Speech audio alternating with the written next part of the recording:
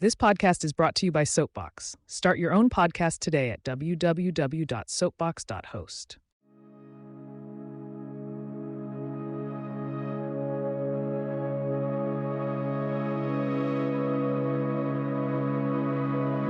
Tonight, we travel just a bit north of our own neck of the woods to Whitehall, New York, where a terrifying creature encounter some decades ago gave the sleepy little village much unwanted attention and became part of Adirondack folk legend for years to come.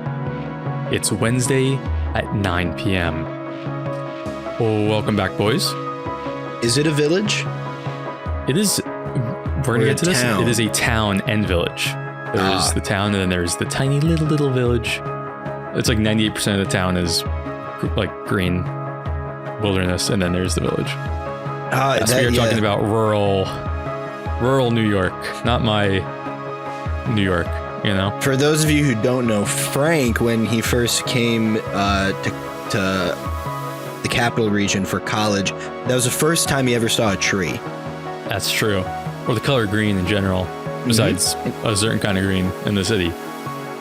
And he also learned what the term upstate actually means. Yes, above Manhattan. Westchester and above. Please send your hate mail to Aaron. No, I was about to say your personal email on the podcast, Aaron, so I'm not going to do that. Oh no, our two listeners are going to know that it's it takes redacted one bad thing. gmail.com. Redacted. That'd be funny if I bleep it out. Well, let's get started with some shout outs and hop straight in. So I'll shout out Sarah. Hope she listens to this. I think she might join me for one of the future episodes. And I'd like to give a shout out to a coworker of mine, Nick. Not this Nick. This is N-I-K.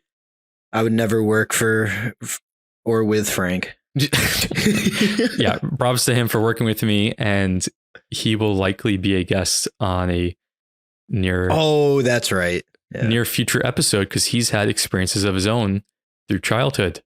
That's all I'll say. So, do you think we should have him and Chris like fight each other, or find out it's the same ghost or something? That would be crazy, wouldn't it? That would be crazy. Yeah, that'd be scary. So those are my shout outs. How about you, Nick? Any? Shout out to my mom, who I said we started recording again, and she was very excited. And wonderful.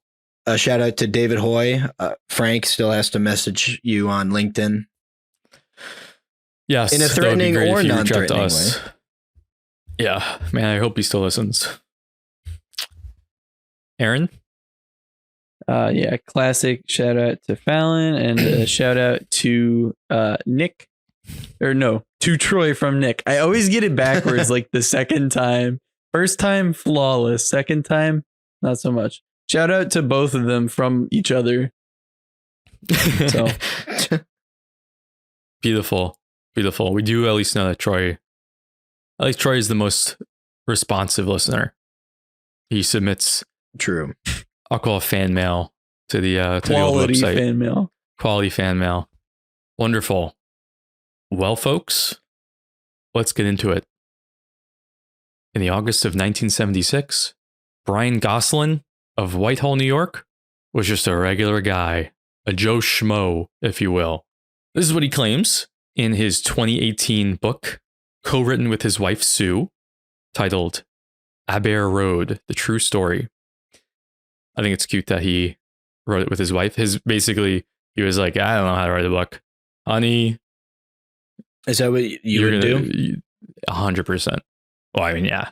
Sarah could certainly write better than me. They'd probably end up looking like a research paper if I ever tried to write a book with her. But he didn't believe in ghosts or creatures or anything. He had never heard of cryptids and all that.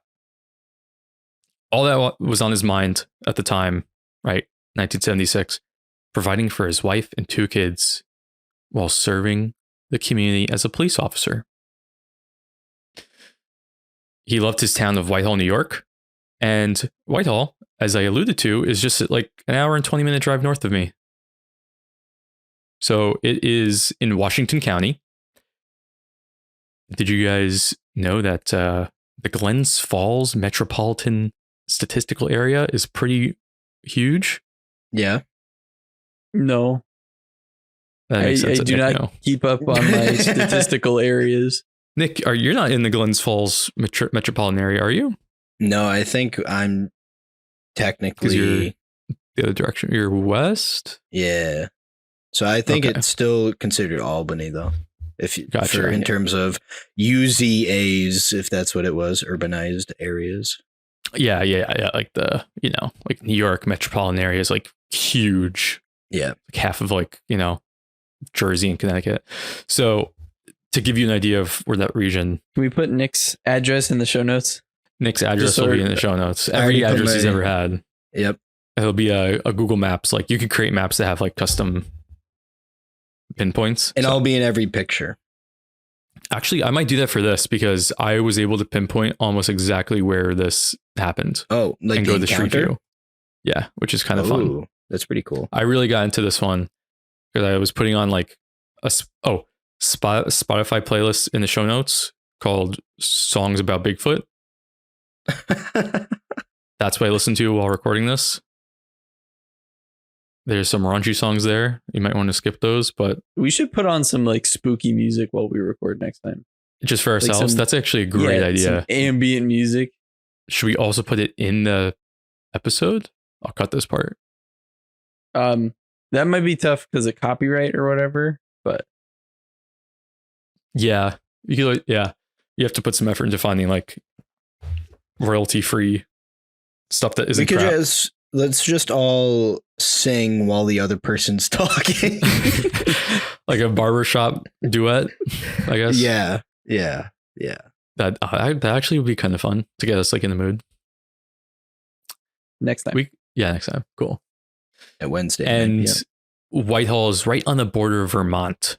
So to give you a area where that is. And so in the center of this large expanse, which is the town of Whitehall, there's the actual village of Whitehall, which is really tiny. And for a city boy like me, it looks like complete wilderness. So think green landscape as far as the eye can see, very small population. It's an old shipbuilding community. And my understanding from researching it is that it's been economically challenged over the last few decades, as much of upstate New York has been Sounds about right. and is, but they're hanging in there. Now, at the time of Brian's fateful encounter, he was our age, basically. He was 24, but he'd had a job, wife, kids, and a house shortly after high school. So We are slacking. we are slagging. He was a full-grown adult. Kind of weird to think. I mean, it kind of puts everything in perspective, right? You just hear a story about a man with, a police officer with kids and the family, but he's younger than us. So keep that in mind. And despite being a police officer and his father being one, he hadn't heard reports from locals about any sorts of weird things or creature sightings or anything like that. And that's interesting because you often hear that police officers do hear about odd happenings in their town, right? But after he experienced himself, he reasoned that people had their own experiences for a long time, but the social stigma in that time period was strong enough to prevent anyone from opening up. What year was this? 1976. Yeah, okay. Yep. You were labeled as a crackpot, a druggie. You could not talk about this stuff. And we'll actually get to kind of how that negatively impacted his life when the story got out. He was not looking to become known for this. So, what happened to Brian? August 24th, 1976. A hot, dreary summer day like any other. Brian was on duty in the village of Whitehall. So he's running radar, which I took to mean he was off on a side road, literally with a radar gun, just waiting for speedsters. He was getting pretty bored. It was getting later in the night. It had been really quiet up until then, when he suddenly noticed down the road a pickup truck speeding towards town. So he sits up in his car seat and he gets ready to, flick on the sirens, launch after them until he realizes the truck. That same moment as the truck passes him, it slams on its brakes, comes to a stop, and quickly backs down the side street alongside Brian. It turns out it's his brother Paul and their mutual friend Marty. And they leap out of the car. They start babbling to Brian, who can't make any sense of what they're saying. He just catches pieces of monster and Abair Road, and it charged their truck. And they're just repeating over and over and over how hairy and huge whatever they'd seen was. Brian sees that they look seriously upset and freaked out, but he doesn't believe his brother. I mean, if I had my brother, just start came. Yeah, Nick, my brother Nick, so many Nicks. When I think about it, he's telling me this. I'd be like, "What are you? I believe that you think that, but you're stupid." Now, what if Aaron or I? What if it was me and Aaron in the car? Then it's a call to arms. I'll take my Nerf guns. So he's like, what are you smoking? Literally, he asks, and it makes more sense back then. He's like, what are you smoking? What are you guys smoking? So he's like, okay, you saw a monster. Sure. But they did not, they were not like, oh, just kidding. They did not let up. They were adamant that they'd seen some type of wild, huge, hairy monster in a field off Abair Road. Abair Road, the location, is linked in the show notes on Google Maps. I was able to quickly find it just from going to Whitehall and zooming around, and based off the details in the book, going, oh, there it is. It's pretty far from the actual tiny village. So it is in the very green wilderness area outside the village. So they're freaking out. They beg Brian to hop in with them and head back to check it out. But Brian is a man of the law. He upholds the law. He refuses. He's on duty. He has to stay within the village boundaries. And Abair Road, as I just said, was north outside the village lines. They beg him, to do something. So he says, okay, fine. I'll go to the village fire station. I'll talk to the police sergeant, which was his dad. So that helps. Oh my God. Wait, whoa. Time out here. Yeah. So he doesn't pull over his brother for speeding and then making he was about very to illegal. Oh, okay. But they stopped themselves. Okay, but he didn't write him a ticket or anything? Oh, good point. I guess. Well, would you write your brother a ticket if he's freaked the hell out? My point is he's being very picky with where he wants to uphold the law. Okay, I could go help my brother. Not fair. That's not fair. What do you mean? That's. I guess technically you're right. If he was speeding, it shouldn't matter if he was terrified. Or his brother. Yeah, I guess. I'm just saying, where do you draw the line at, like, okay, I'm okay breaking the law here, but not here?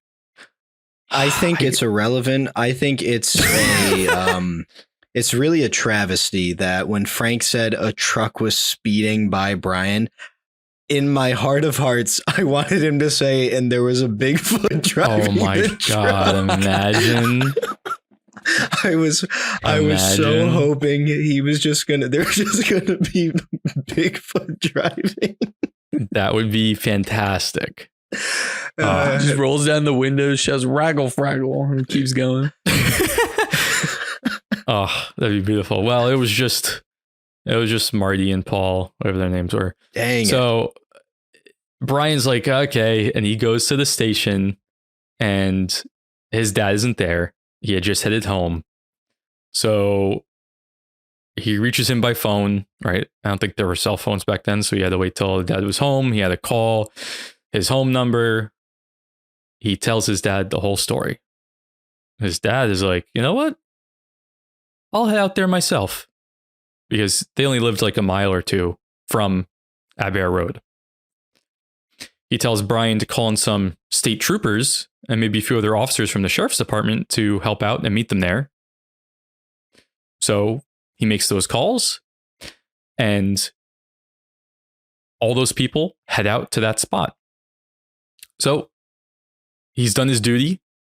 He lets his brother Paul know the plan, and Paul and Marty zoomed off to join the whole crew that's heading there. But first, they picked up their friend, Bart, which I think is a really funny detail, right? Because they're freaked out, they're terrified. They're like, we gotta go back. Wait, let's pick up our friend Bart. So you have to wonder, like, what were they thinking when they picked that guy up? Were they like, dude, we're gonna go monster hunting. You don't want to miss this. You hop in. That'd be us. 100%. If either of us were like, oh, wait, we can't forget Nick. Quick call, like, Nick. Yeah. So when Nick and I saw the woman in white, we didn't go pick no, you up, did not. No, you did not. True. You did not see anything.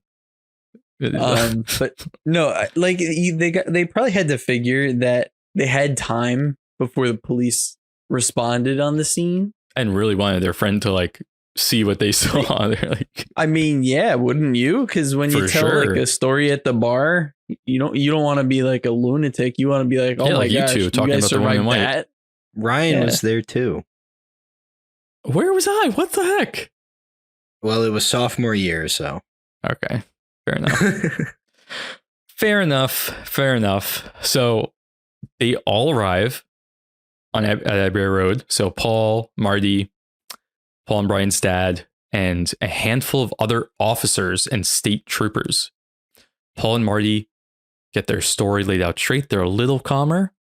They tell the whole story to the officers, and they say that just a little while ago, they had decided to do some late night fishing on the Pulteney River, which is right nearby. You can also see it on Google Maps. Looks like it goes through Vermont, or it's like on the border. And they were headed there. So they were driving down Abair Road when they heard an ear-piercing scream that sounded distinctly like a woman being hurt. Obviously, fearing that a woman was being attacked, or God forbid worse, they came to a stop near the field. They pull up the side of the field. They hear the noise somewhat on their side. And they call out, hey, what's going on? What's going on out there? There's no response. So it's dark out. There's certainly no lights or anything. There's nothing out there. They slowly drove down the road a bit further, and they're straining their eyes, trying to search the field for anything. And just to be safe, they brought guns. They loaded the guns. They see nothing. They turn around. They drive down the road again. They drive back and forth a few times. And at some point, they maybe catch a glimpse of something quickly crossing the road, but they're not certain. Finally, they had noticed a shape just a few yards away at a telephone pole, so they stopped. And they raised their flashlights at the figure, and they see a 7-foot tall, at least, creature covered head to toe in dark hair, staring straight at them. And as soon as their eyes met its eyes, it took off, sprinting towards them, towards their truck. Oh. So they're terrified. They floor it, and they leave a strip of rubber on the road, and they just zoom to the village looking for help. And that's when Brian sees them speeding. So they're back on that road. They're telling the story to the officers and the troopers. And they're like, okay, they're skeptical. They heard them out. But they're like, okay, this is definitely going to be a bear or some other animal. So they ask for the exact location where it was sighted, where that pole was. And they all head towards it looking for tracks. They head into the field on foot. And they were some distance into the field when they all froze in their steps. So again, there's like around six-ish people here. A lot of witnesses. Another blood-curdling scream broke the silence, coming from the back of the field that they are in.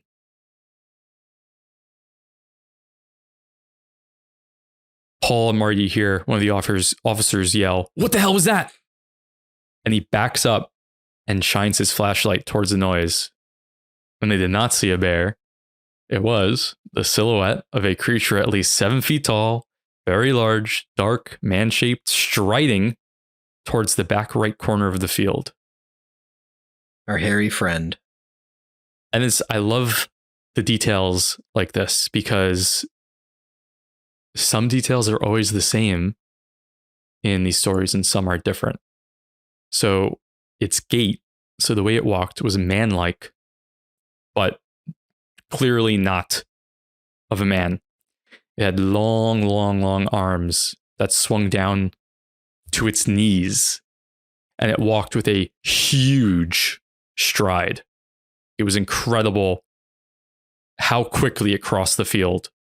And they just watched stunned as it crossed the field walking and easily stepped over a fence and disappeared into a row of bushes. Everyone saw it clear as day. There's no bear, no gorilla, no normal creature. When writing this book in 2018, this was decades after, he remembers like how for the rest of his dad's life, how perturbed he was from what he saw. But eventually, the story reached Brian, obviously, but Brian wasn't there, right? When he learns about this, he's quite interested and he wants to head out there himself. So before we get to that, what do we think so far of the encounter of the original story of Paul and Marty and then the whole crew in the field? All right. I also want to say, I really wish when you said the cop was in the field, instead of with his flashlight going up and seeing what it was, I wish he was like flashlight walking and then, or like he's like backing up and he hits something and he turns around and it's right behind him. He's right behind me, isn't he? Oh man, I would love if one of those tropes happened. I mean, they have the Like, sprinting at them trope as soon as he makes eye contact. That doesn't happen that much. I know that doesn't happen. What the hell is that? No, hearing all the stories we've heard over the years, that's not how Mr. Squatch rolls. For sure. So Dr. Squatch, if you will. do you guys have any comments or concerns with that first story? So the story that Paul and Marty give when they're alone and they're just trying to go night fishing. How do you go night fishing? How do you see anything? Flashlights, Yeah. torches. Really? Maybe the moon was out. Lanterns. People go for like frog hunting in the south or something, right? At night, only at night. Who are you Nothing else asking? exists except Frank the and I Northeast. don't know the answer to Yeah, that. I don't- I'm pretty sure though. Yeah, it's Yeah, interesting. they probably just brought a bunch of lanterns. Yeah. I'm gonna I quit. think No, go ahead. Go ahead. I think it's definitely the initial encounter that spooked them makes sense. Running like that, they were scared. Running at them, that's new. It reminds me of the story where the guy's girlfriend gets like ripped in half. Oh my God, yeah. Which is Kinda a reminds me very of that. rare claim, right? Yes, very. And then but all the law enforcement officers hearing it and then seeing it with the flashlight. I mean, did they all make it up? Did they all hallucinate?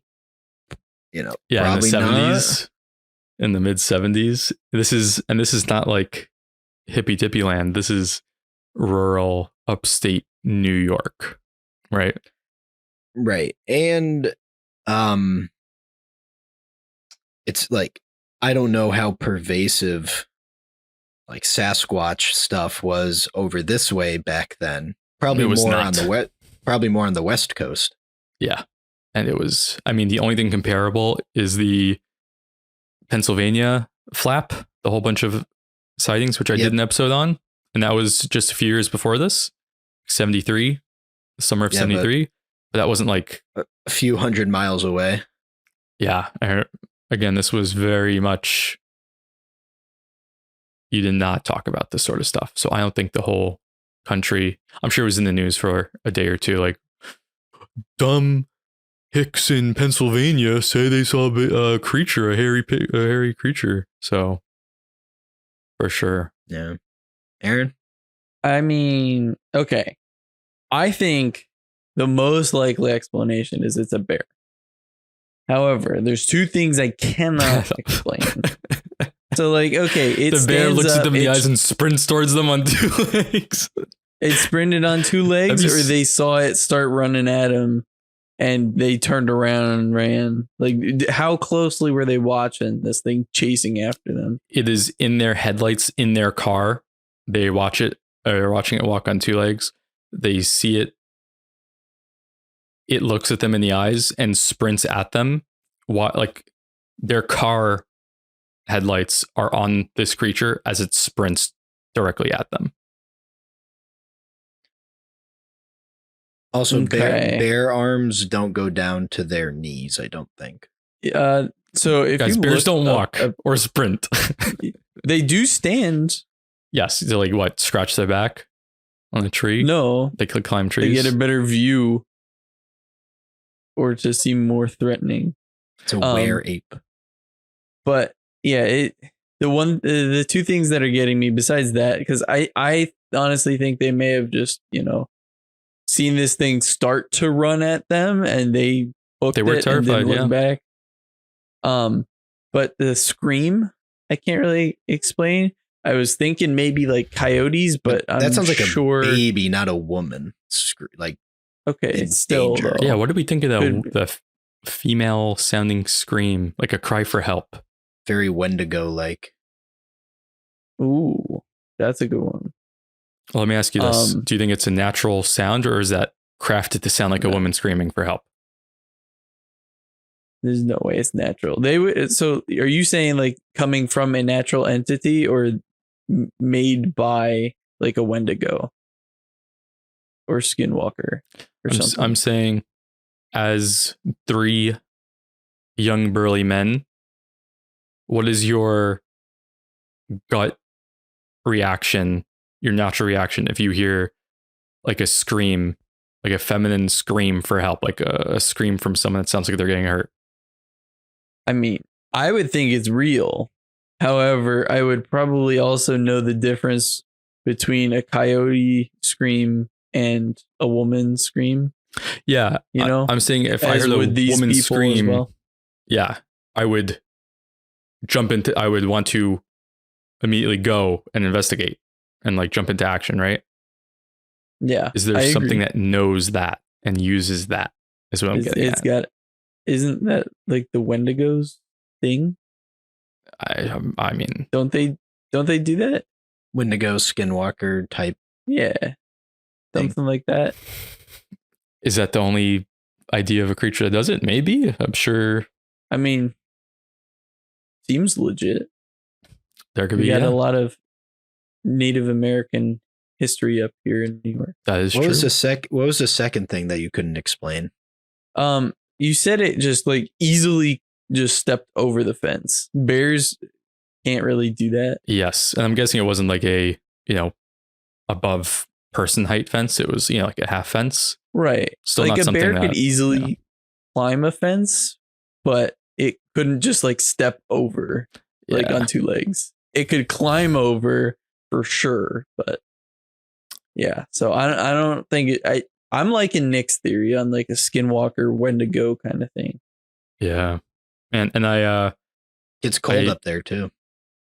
to make this creepier, maybe I don't know. I looked up the moon phase for that night, Tuesday, August 24th, 1976. Full moon. Waning gibbous. Basically a new moon. It's a waning Mm. crescent. You could barely, you could almost not even see the sliver of light. So there's almost no moonlight. So it's going to be extra dark this night. Interesting.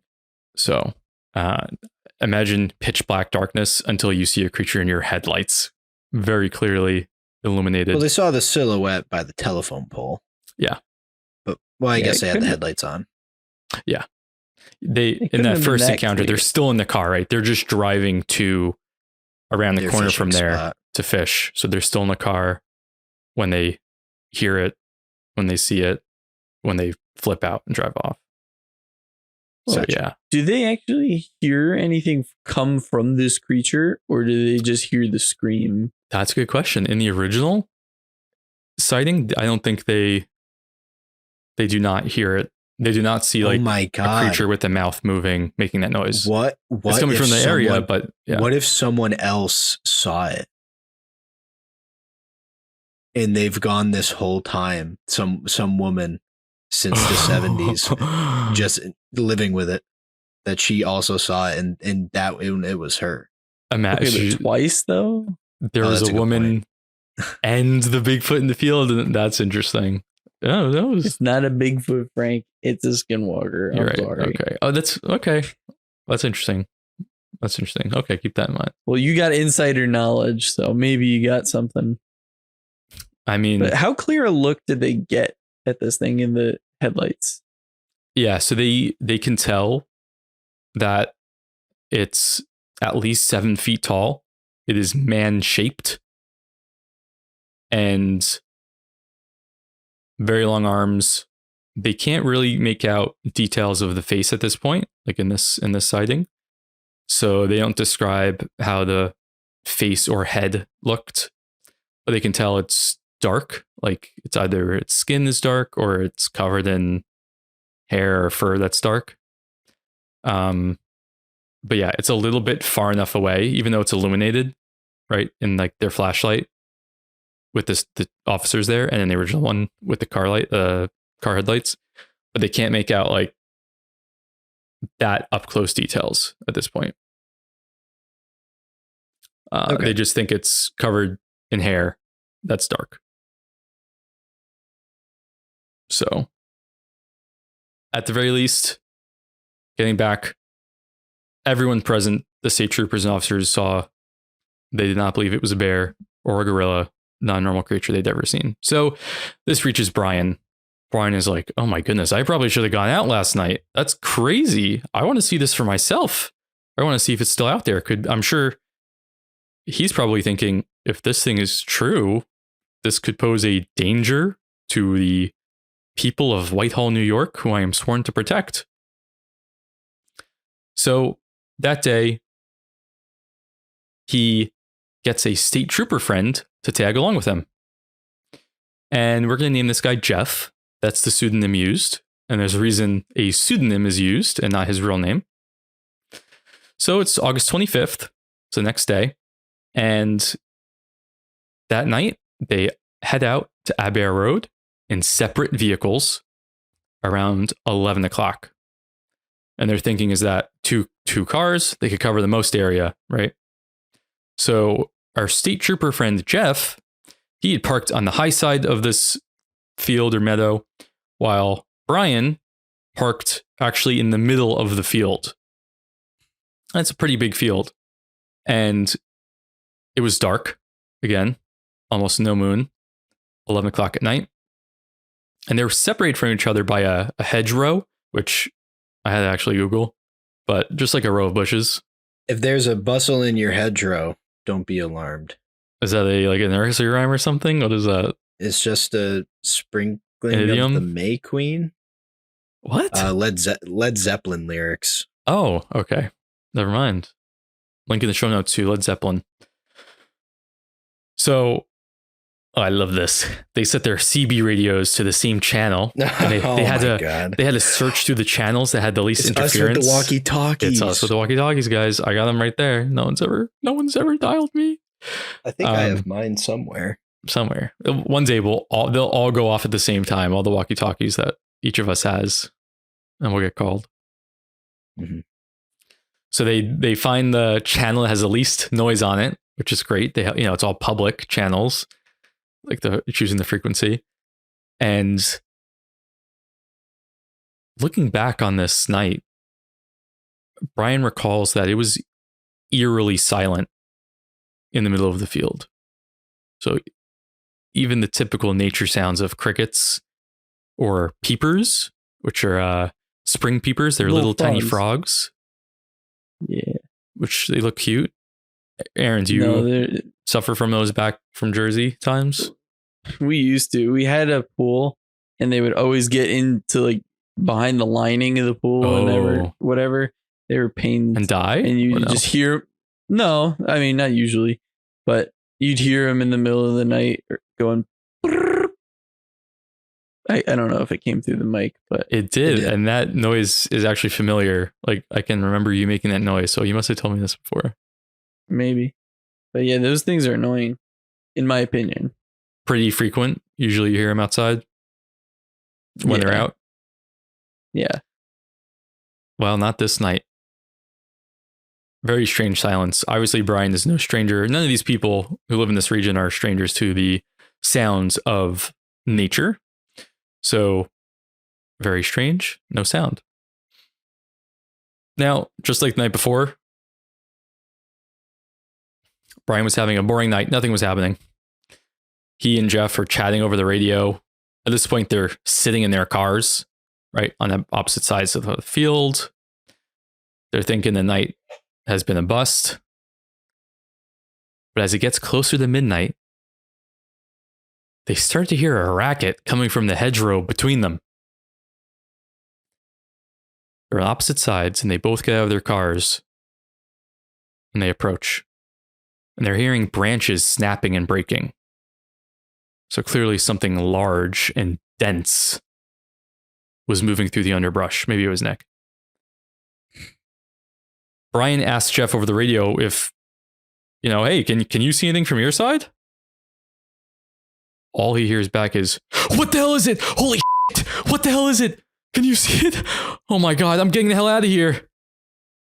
And he leaves Brian, who's shouting his own questions to Jeff. He completely ignores him. He bolts back to his car and speeds away, leaving Brian alone to fend for himself. That's why that pseudonym is used, because Jeff is an asshole. A Don't be coward. Jeff. A coward and an asshole. Craven. And one of the things I got across in this book, it's such a cute little tiny book, really big text, just like 70 pages. You could read it in like an hour. Brian really is just like a dude. He's just like a down-to-earth guy. He was stunned. And in his own words, I quote, "A police officer never abandons another police officer." So Brian was dumbfounded. He knew whatever Jeff saw, it had to be terrifying enough to make him run away and abandon a fellow officer. Like in his mind, that's like the worst possible thing you could do. Not to discredit your point there. Brian seems like a goody two shoes. He's just He seems a family man. Plucky, okay, if but you he will. seems. Sure, I will, Nick. But he seems to like, be such a stickler for the rules. Like, well, I guess I can't go see this creature because I'm not supposed to leave the town. Or Yeah. well, he seems like a real big stickler for the rules. It comes across in the book as very endearing. Like he's a very simple, straightforward guy. Not dumb, simple, but like just a simple guy. He literally at the start, he's like, I just wanted to protect my my town, and I'd write you a ticket whether you were the local bum or the son of the mayor. I didn't care. Either way, I'd treat you the same. So he is that sort of like guy. As long as he's not my brother. Okay. That's a good. I didn't think of that. I mean, that's a good point. That's a good point. Who knows? Maybe he did give him a ticket after all this blew over. That would suck. True, we'd have to look. Yeah, See he didn't if- mention it. I don't know if that's public. I imagine we look at like the police records. Well, there's kind of a little bit of cover up after all this. Very minor. Well, we'll touch on it. So Not from Brian. not from Brian. From the local powers that be. Ah. So The local what? powers that I'm be. sorry. The Cabal The deep in state. Whitehall, New York. The deep state of Whitehall, New York. My bad. The population, by the way, of this place is like 4,000. And that's today. I don't know if it was bigger or smaller back then. It could very well be a little bit bigger. Yeah, I don't know. But so Brian's terrified. He's pissed at Jeff, but now he's left in the field in the middle of the night, no moonlight, with something huge bursting through the hedgerow next to him. He has a strong sense, a guttural feeling that something is wrong. It overwhelms him suddenly. He jumps back in his car for protection. Heart bursting out of his chest, adrenaline coursing through his veins.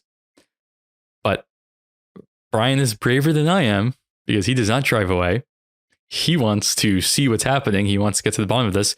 So he stays in his car and he rolls the window down. Can you guys imagine doing that? Is he right by the hedgerow? Yes.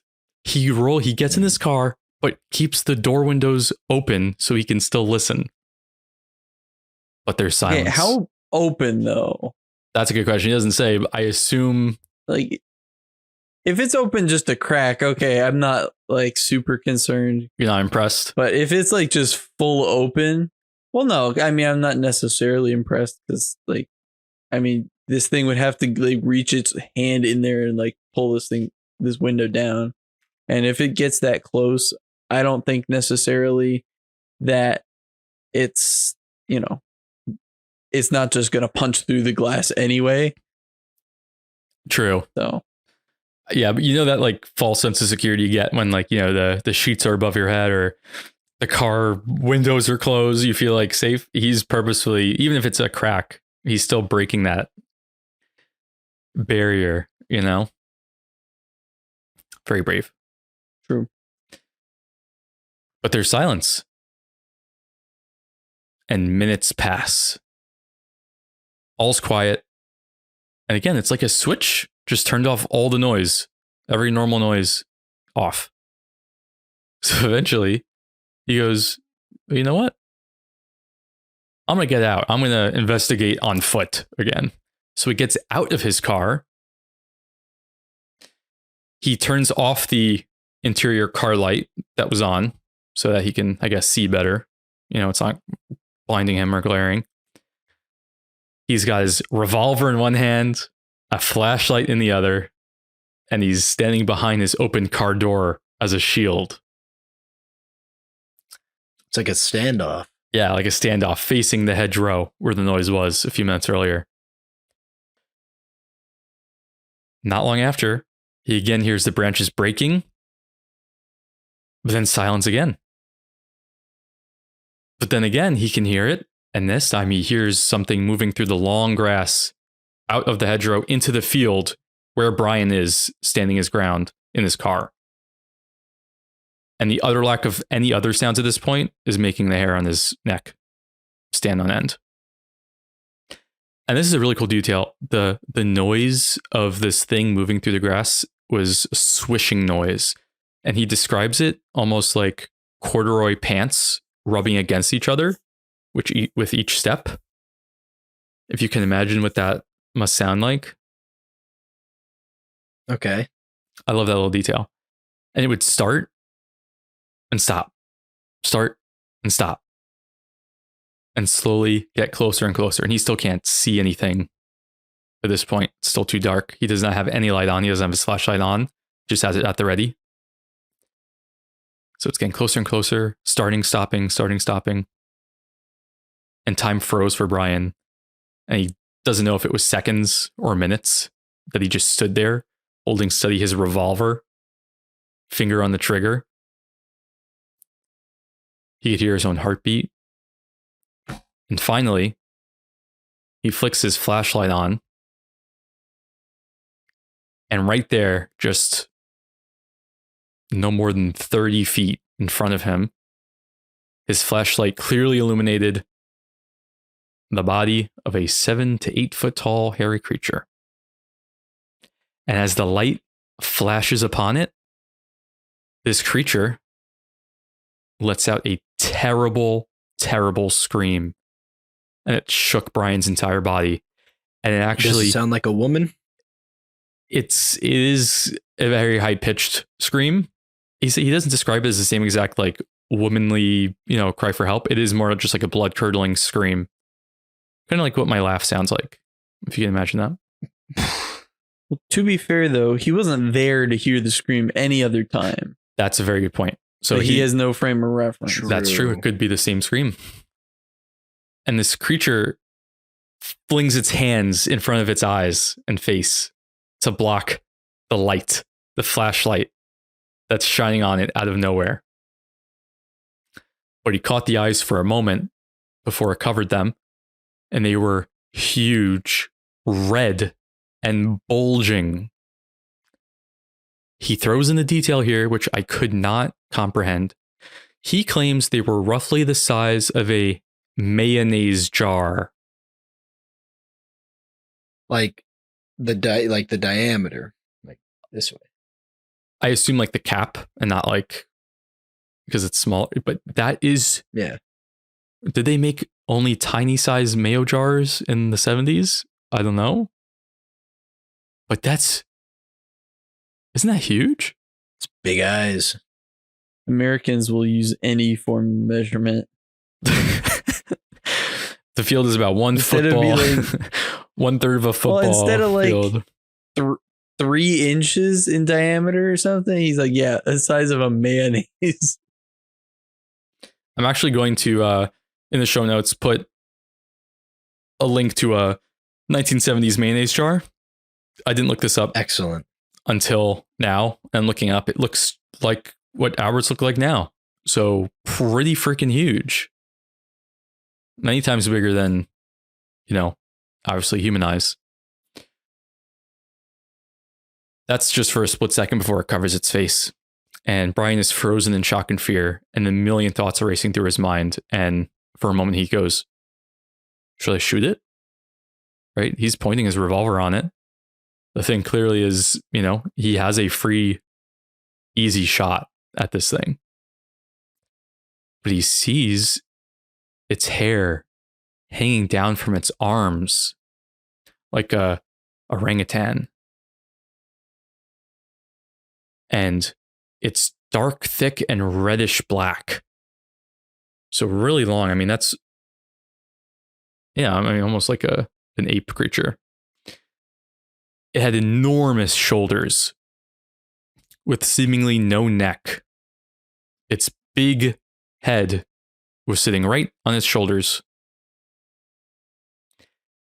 He guessed it had to weigh at least 400 pounds.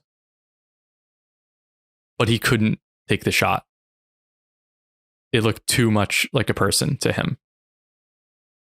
Ben and Aaron would be so disappointed. They would have shot. But he felt like it was just a little too human, and it was clearly sentient. And his training as a cop, he says, kept him steady. He did not accidentally pull the trigger. He was clear of mind. He says, should I shoot this? No, I can't. And he did not. But he does say if it had charged him that night, he would have shot the thing. Well, it would have been yeah. a different story. So while frozen in fear for who knows how long, the creature simply turns from him and just begins to walk away. And Brian is watching, still stunned, and he clearly sees the hair on its back and butt. And it's matted with sticks and mud. So it's laying down? I don't know. Maybe it just came through the brush. But he clearly sees its leg muscles. They're very visible as it was, taking these long strides. So he could tell it was not a person in a costume. As you can imagine, like you can see the muscles of someone's leg as they're walking. That skin kind of taut against the muscles. He clearly saw that on this creature. Obviously someone wearing like a silly costume, even if it's tight, you don't see the muscles. What's the word I'm looking for here? Pulsating? That's kind of weird. Stretching and tightening. It was clearly skin. Now, I want to see if anyone takes issue with what I'm about to say here. My calculations. The stride was incredible, much longer than any man. And so Brian watched it cross the entire field in like 1 or 2 minutes. And later, or at some point near that statement, he says the field was about 500 yards across. So I did the math here. If we trust Brian, like trust his own eyes, and he says that it never ran or even jogged, it walked. And then we take the conservative estimate Brian gives of crossing 500 yards in, let's say, 2 minutes. So the longer amount of time, like 2 minutes. That comes out to 150 yards per minute, which is 8.5 miles per hour walking speed. And for context, the average walking speed of an adult man is 3 miles per hour. So this creature's walking speed is 300% a man's. Is that right? Or is it 300% more? 300. It is 300% of a man's, right? Yeah. So can you imagine how huge that stride must have been? It wasn't even speed walking. For Nick and our track and field listeners at home, it's a 457 meters. So a little bit more than a 400 in 2 minutes. Walking. Just like sauntering. So like, if it was running, I wouldn't be as impressed. But the fact that it's walking and doing this, it's got to have a huge stride. I can't even like imagine what this looks like, right? Like seeing something move that fast, but it's not moving fast, right? I can't even. The legs have to be so long. I mean, I'm not here to dismiss Brian's claims at all, but and it could be twice that fast. Also, true, if it was a minute. However, I don't know if I completely trust his time estimates, because earlier in your storytelling, you did say he couldn't tell if it was seconds or minutes that he was staring out his car window. That's a very good point. So I'm not saying he lied or made it up, but in his head, what 2 minutes may have elapsed may have actually been 5 or 10. That's very true. So we don't know. This thing could have been going 16 miles per hour or a normal walking speed. He definitely does say it was almost impossible to tell. Yes. So not to discredit him, just that's a very important point out. His perception of time was clearly altered for fear or whatever. Did he have missing time? He doesn't think so, though. It wasn't like it was already in the middle of the night. So, would we know if it was less than like a few hours? It was a night with almost no moon. It was midnight. Maybe, but he didn't feel that way, at least. Not that he knew what that concept was. So would he even be able to, describe that? I don't know. But all he knows is that he's struck by how fast this thing crosses the field. And at the end of the field, it pauses, it turns back towards Brian, gives him 3 deep grunts, sort of growls. And Brian gets a sense that it's like telling him, look, let's just get out of here. No harm, no foul. You go your way, I'll go my way. Which I love. It sprints at Paul and Marty. And then for Brian, it's just like, hey, I don't want to do this again. Don't shoot. Let's pretend this never happened. Brian's like, all right, I'm out of here. So Brian's like, okay. He gets back in his car, but he takes like 20 minutes to just stop shaking. I mean, which is good. He probably couldn't drive immediately. He waits to get his nerves under control. Finally calming down, he realizes, what the hell, Jeff? Damn, Jeff. Damn, Jeff. And I also love this because I can't imagine this. This being a small town, he's like, I need to find Jeff. Where is he? Oh, well, he's going to be at the Silver Diner. Right? He just knows where the locals are. And he speeds. Well, I assume he doesn't speed. You know, he's a man of the law. He drives to the Silver Diner, and there Jeff is. So he confronts Jeff at the diner, and he demands to know what Jeff had seen. He wants to validate his own experience. And he's like, why did you leave me there all alone? But Jeff is in complete denial. He's just repeating, I didn't see anything. I didn't see anything. I did not see anything. And it's a classic scene. He's holding his coffee cup, hands schizophrenic shaking. now. He's like, I didn't see anything. I didn't see anything. Leave me alone. He would not answer Brian at all. And he never admitted to seeing anything. Yeah, he probably became an alcoholic, and now who knows? Now, that's the end of the actual encounters that Brian had face to face, but his story was far from over. And back then, he makes this very clear in the book, it was extremely taboo to discuss any of this. So again, you'd be considered insane or druggy or a crackpot. But of course, there were like 6 or 7 witnesses in that field the night before. So word got out. And obviously, Brian had told his family and his dad and maybe a few other officer friends. And someone leaked the story to the local newspaper. And despite Brian still trying to process his sighting with his brother and his dad and a few others who shared this personal experience, within days they are bombarded by journalists. I tried to find the original article that is referenced, and I did find out a little too late that they do actually have an archive of old prints you have to pay. So one day I might pay for it if there are other stories from the... What if we just drive to Whitehall? Honestly, yeah. It's the Glen Falls, the Post Star is the name of the regional newspaper. Mm. So I probably pay like $1 for the first month and then try to find this. But there's a famous article that told the story. And once this was published, Brian's life just took a big downturn for a bit. Totally turned upside down.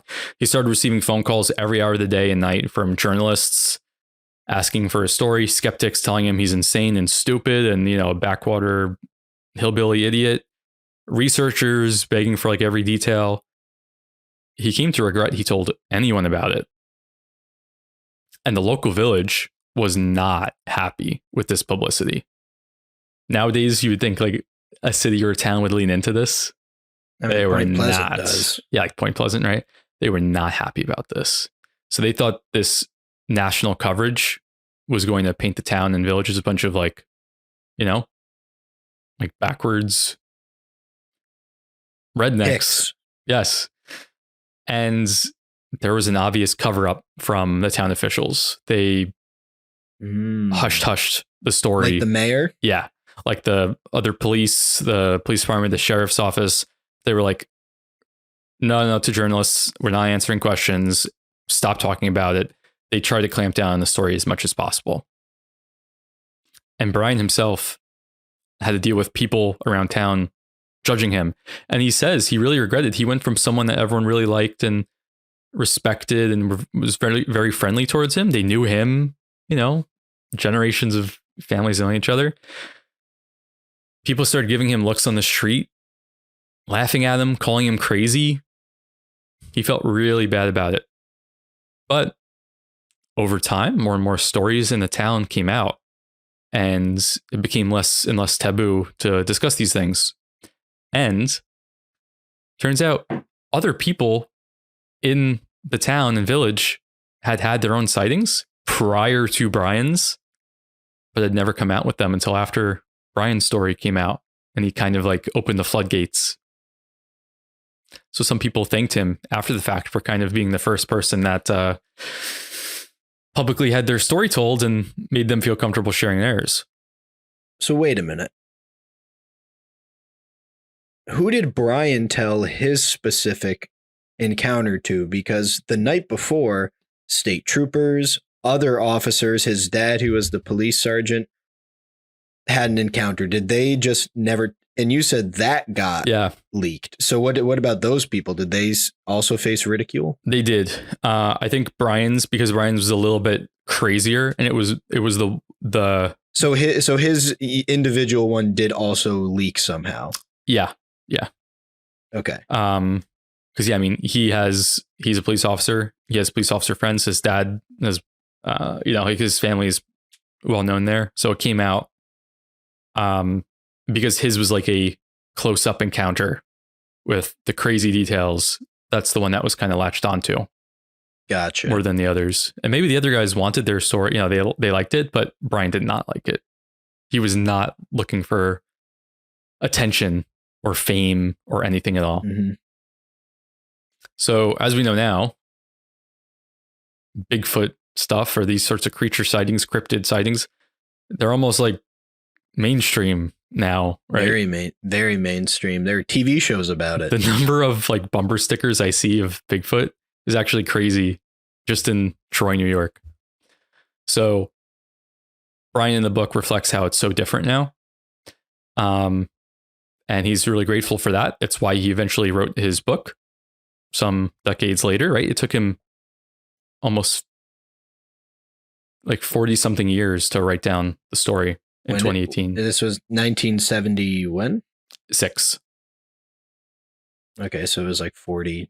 There were some researchers that came and had him record stories on tapes, and that helped when he had to actually write it down. So it's not like he was just thinking back to something that happened 40 years ago. Because I was wondering that, right? I'm like, how do you know the details from 40 years ago? I can't remember what I had for breakfast today. That's a separate problem. Yeah, I realize that's a separate problem. You're right. But he did have stuff that there were some researchers that worked with him, which was good. But for a time, a lot of attention was on Whitehall, and many people would call in their own encounters, and local media jumped on it and published it. And it became a part of the town's folklore, despite the original wishes of the people there. And now it's somewhat of a tourism promoter there. They lean into it a little bit, and there have been multiple TV shows, movies, documentaries have been made about it that either include the story or focus entirely on the story of the beast of Abair Road. And unfortunately, Brian faced a lot of bad actors in the entertainment industry. People, mainly TV shows, would come and say, "Oh, we want to hear your story and tell it." And he'd tell them, and then he'd see it published, and it was a complete embellishment or just completely made up components of it, painting him in a completely different light. But he did like and express appreciation for Seth Breedlove of Small Town Monsters, hey. Who we've heard of in some podcasts like Astonishing Legends. They've done interviews of Seth Breedlove. He's a documentarian who does this sort of thing. And he made a documentary in 2018 with Brian named Beast of Whitehall. It's a short watch. I watched a good amount of it while I was waiting for Brian's actual book to arrive. So it's on Amazon Prime Video. I'll have a link to it. Check it out. It's well done, and you can see him actually talking. Get a sense for what he's like, what Brian's like. They're on the spot showing the field and retelling it. It's really cool. So it became well known. I've even heard Whitehall referred to as the Bigfoot capital of the East Coast, but I don't think that makes any sense. I think they want to be, but well, I mean, to be fair, we don't get a lot of Bigfoot stuff. It's true this way. Yeah, in New York, certainly New York. I mean, we have the Adirondacks, but yes, it's. I mean, when we did the Kinderhook creature episode, that's a little more. That's much more south of Whitehall. That's in Columbia County. Yeah, and this one might be in Green. I don't remember. Yeah, around there. This one definitely Catskills area. Love the Catskills. Yeah, so it was Catskills, Adirondack.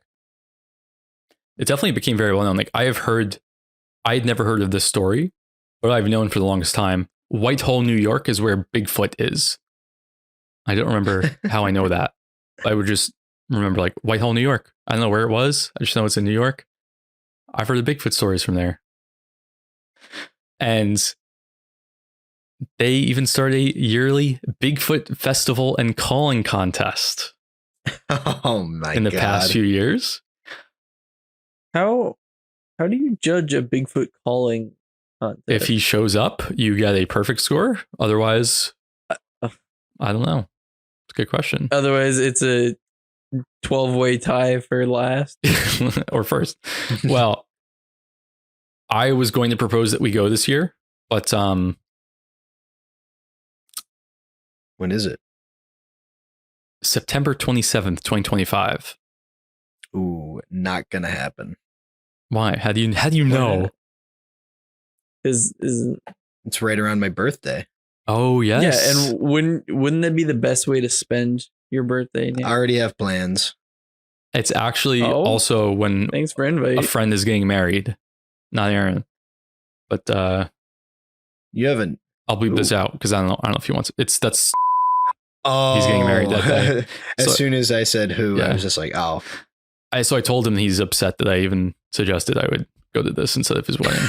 But that's his tentative date. He hasn't actually chosen a date yet, but that's what he wants, I think. Or maybe he did choose. I don't know.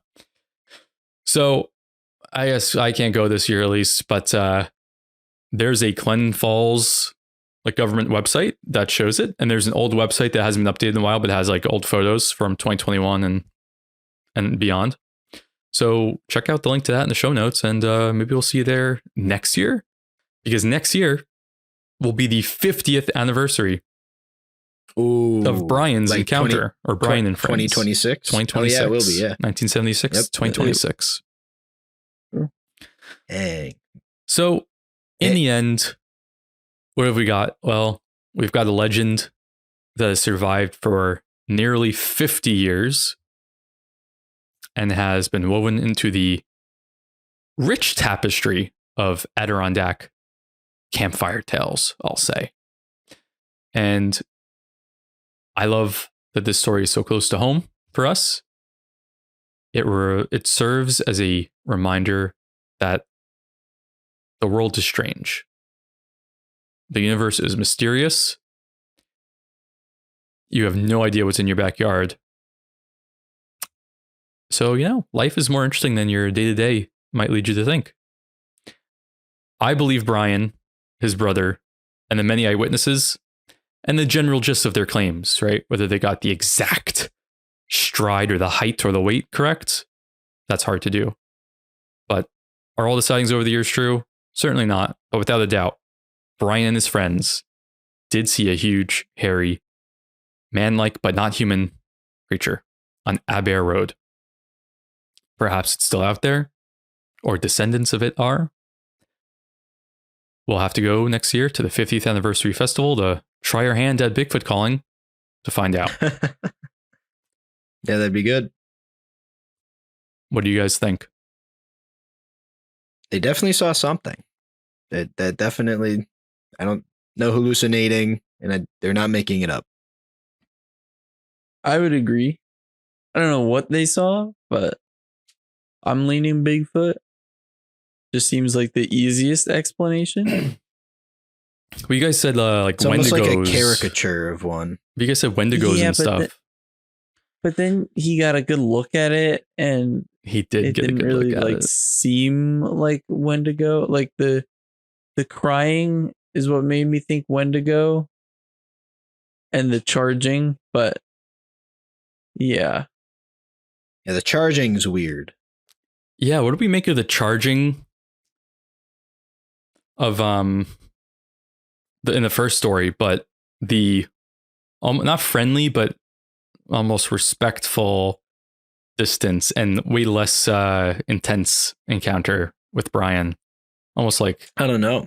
mutual Maybe it's respect. one of those, like, if you don't show you're scared, it won't freak out.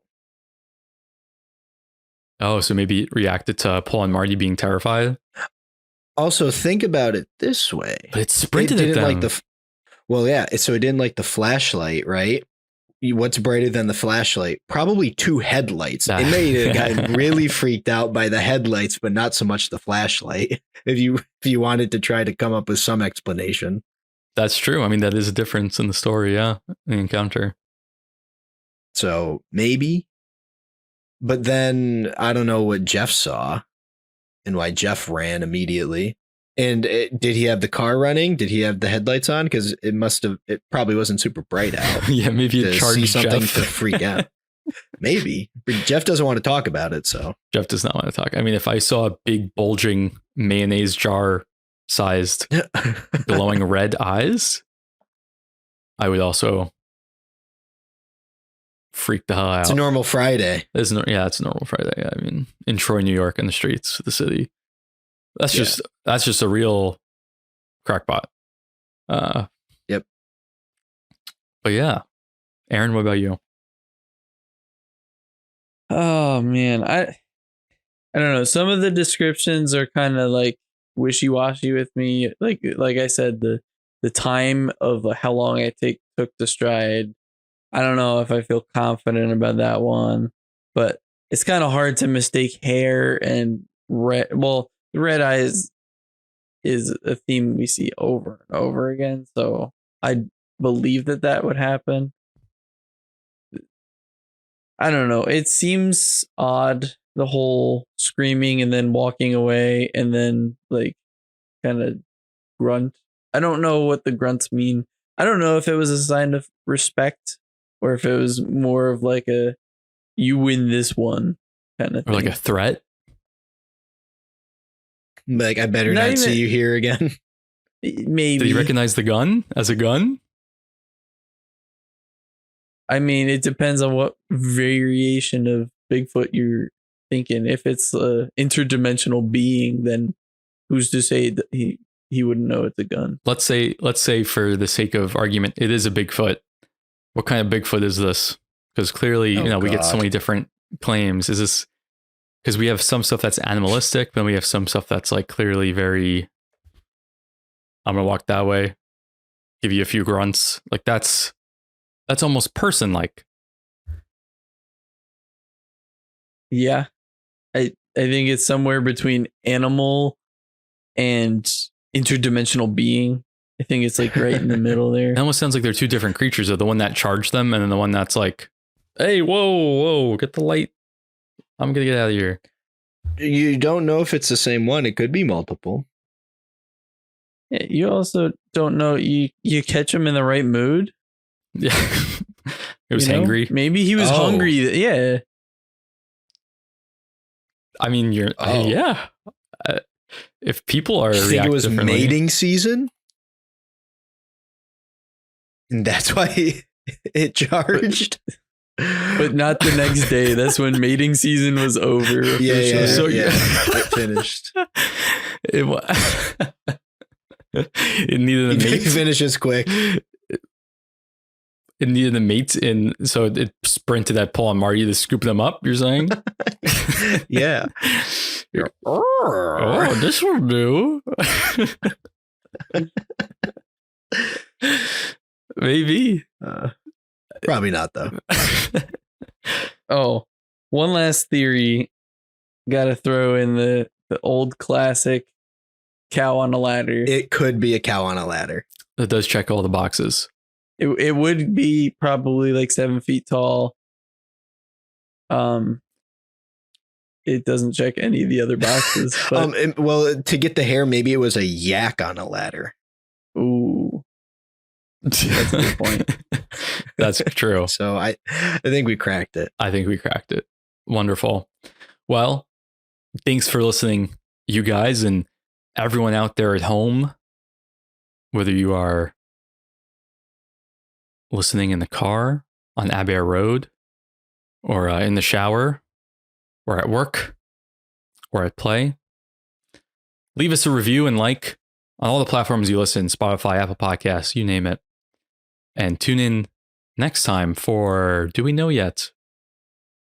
I think it's me. We do know the topic. It is going to be a bit, I think, one of the more unique episodes we've ever done, because it's more like true crime. Fun. And I don't think we've ever done that. We like stories with different perspectives. We have done the true crime. Oh, the with what's Frank his did name? one. What's the 4th episode? Hexenmeister. Oh yeah, the Hexenmeister's hug. Yeah, but that No. was Yeah. that was much older, I think, than this one. The one we're gonna be in the late 80s and early 90s, so much more recent, and it will involve maybe some satanic panic that wasn't a panic at the time. Nice. But we'll get into that. I reread the whole story today, so relatively fresh, but I will consolidate and shorten down everything. That's what we have to look forward to next Wednesday at 9 p.m. Wonderful. Again, thanks for listening. And just a reminder, if you find yourself yearning for some late night fishing on the river and you drive down Abair Road, for the love of God, do not turn on your brights. Have a good night.